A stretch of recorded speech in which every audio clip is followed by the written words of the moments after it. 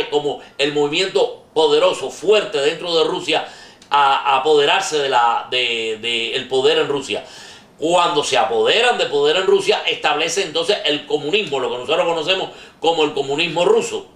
Y ese comunismo ruso es muy distinto a lo que sucede en Inglaterra. Cuando eso está sucediendo, en Inglaterra hay otro brazo del marxismo que crea lo que se llama el fabianismo, una sociedad que toma su nombre de un general romano que se llamaba Fabio, que cuando Aníbal invadió Italia, las fuerzas de Aníbal derrotaban, destruían a cuanta legión romana se le enfrentaba.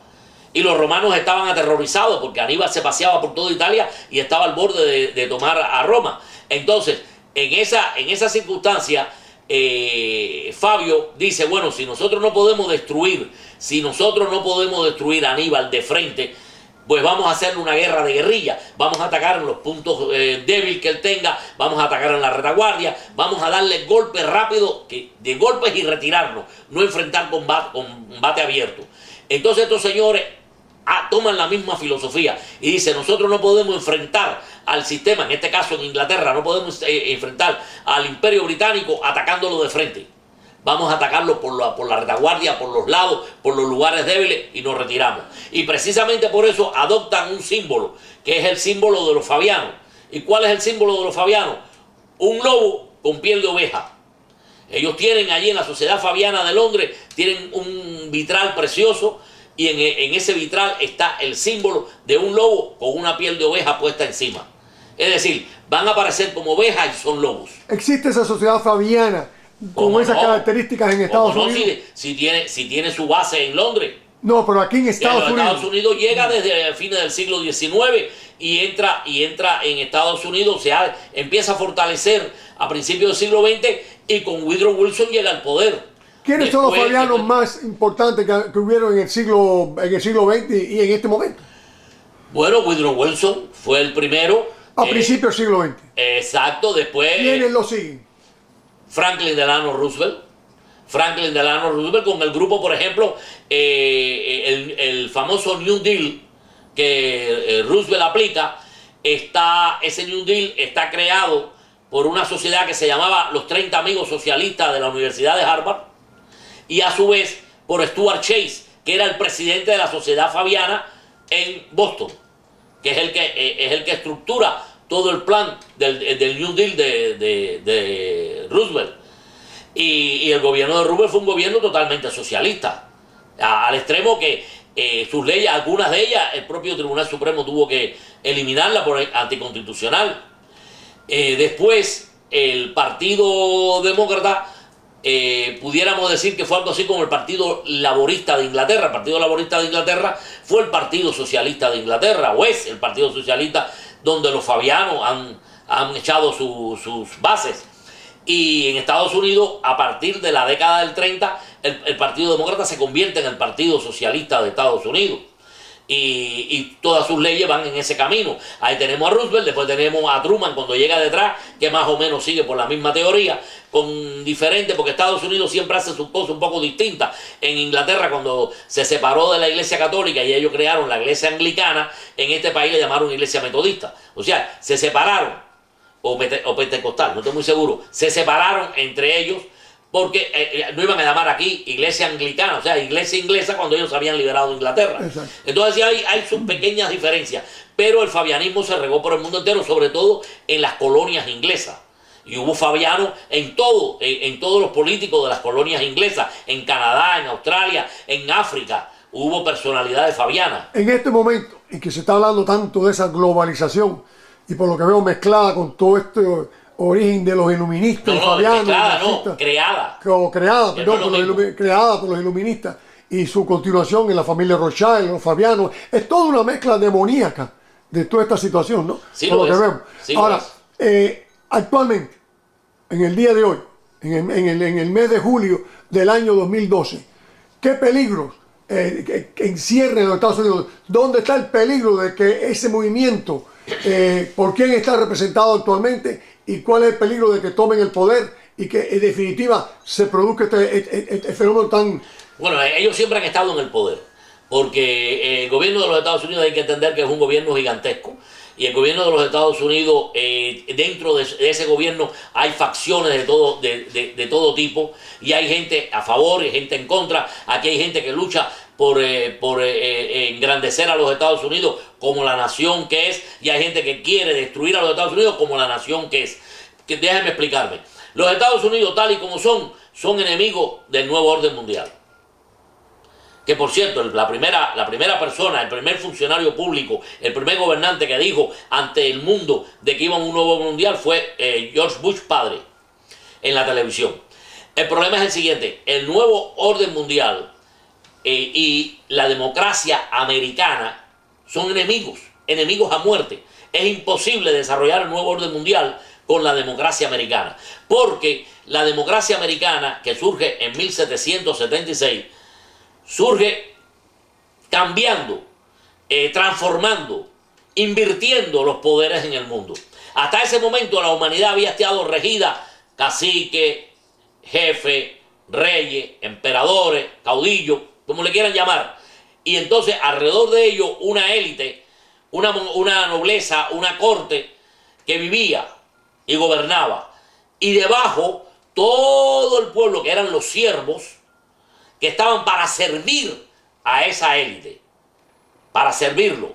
Los siervos estaban para servir a los gobernantes, a la élite, que eran señores de horca y cuchillo. La Revolución Americana transforma eso en algo que jamás había pasado en la historia de la humanidad. Porque se habla de la democracia griega. La democracia de Atenas no tiene nada que ver con la democracia americana. La democracia de Atenas era los ciudadanos de Atenas, que eran un grupito, y el resto eran esclavos y no tenían valor ninguno, ciudadanos sin importancia ni poder. Los que decidían eran esos ciudadanos atenienses, que era una élite también. La sociedad americana invierte todo eso, y la sociedad americana dice que ya de ese momento en adelante el soberano está en el pueblo, y no va a ser un rey, un emperador, un presidente, un gobierno quien va a regir y a gobernar para que el pueblo lo sirva. Todo lo contrario, el pueblo va a elegir a quienes van a gobernar para que lo sirvan a él. Se invierte la pirámide. Eso es algo que para este tipo de gente es un monstruo, es un tumor, es una aberración de la historia. Nunca ha sucedido, y ellos consideran de que eso es antinatural.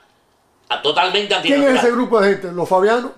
Bueno, este grupo de gente son los Illuminati, que debajo de ellos tienen todo lo que los sirve. Fabianos, que después se llamaron en este país, se llamaron liberales, después ahora se llaman progresistas. Se han ido cambiando el nombre cada cierto tiempo porque se va conociendo. Lo van conociendo la gente y ellos se cambian de saco.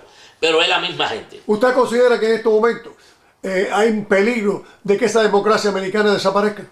Claro, porque la democracia americana se está minando desde hace mucho tiempo. Hace 30 años este país lo empezaron a desindustrializar. ¿Por qué? Porque el poder de Estados Unidos estaba en su capacidad industrial, en su enorme capacidad industrial. La capacidad industrial que produce su tierra, donde hay infinidades de recursos, y la capacidad de sus habitantes laboriosos.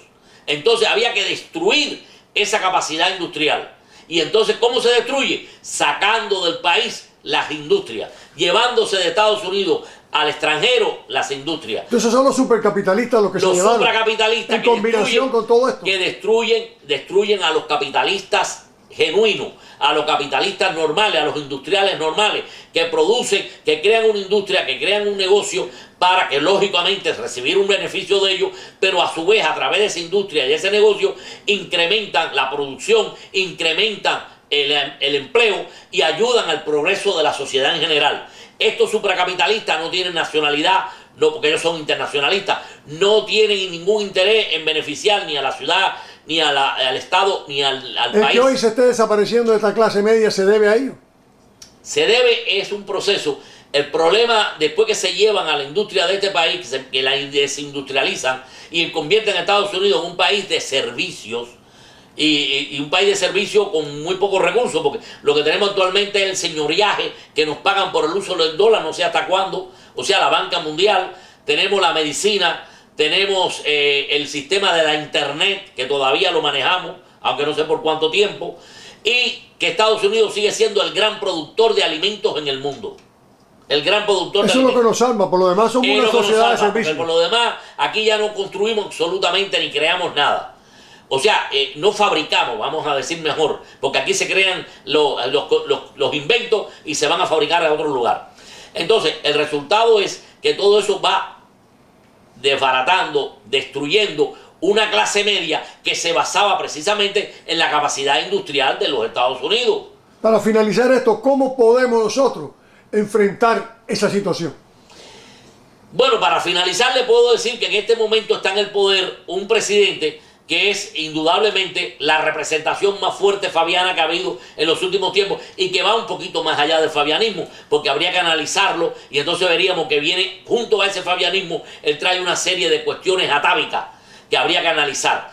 Pero la realidad es que de la única forma que nosotros podemos intentar por todos los medios parar este progreso evolutivo que se está llevando en este país es cambiando los gobernantes, es decir, llevando al Congreso, llevando a la Casa Blanca y llevando incluso a nuestros municipios personas cuyo interés sea el bien de los Estados Unidos, el progreso de esta nación, el bienestar de sus ciudadanos y no la integración de un gobierno mundial. Y eso como único se logra es con el arma más poderosa que todavía podemos utilizar. Esa arma es muy simple. No hay que ir a la guerra, no hay que matarse. Se llama el voto. Yo creo que el profesor Trujillo nos ha dado unas explicaciones tremendas desde el origen de toda esta tragedia hasta la tragedia en sí, hasta cómo combatir esta gran tragedia. Y sin más, le damos las más expresivas gracias y esperamos tenerlo próximamente nuevamente en TV para Cuba. Si Dios quiere. Muchísimas gracias, profesor Trujillo. Muchas gracias a usted.